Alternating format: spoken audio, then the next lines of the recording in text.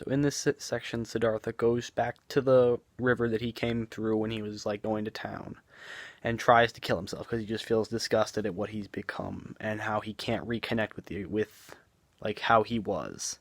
But before he does, the river kind of calls to him, and he regains that like natural sense.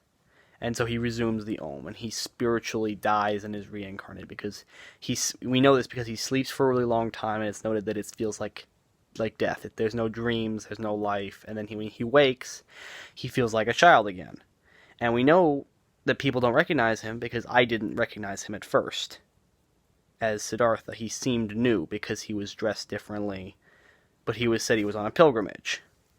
So when he comes back, he has both the knowledge of the ordinary world and the very spiritual world, and he can recognize the faults in both of them and see how he needed to experience all of it to become closer to the ideal, to where he feels at peace with the world. And so he recognizes all these things, understands that he was foolish in doing what he did in both cases, by being blinded by his pride and being blinded by his earthly desires, but then feels happiness at being able to overcome it and not have killed himself in the end.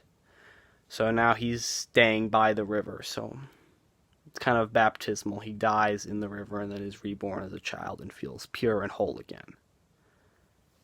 So what do I, Govinda, love? So because I travel always in groups, and seemingly I have kept on the path of intense religious study, it seems that I like structure and I like discipline. I don't like going out on my own like Siddhartha did and changing paths so rapidly, being an ascetic one moment and being a merchant the other. I tend to focus on one thing and love doing what I do. I focus, I like to achieve in my narrow field.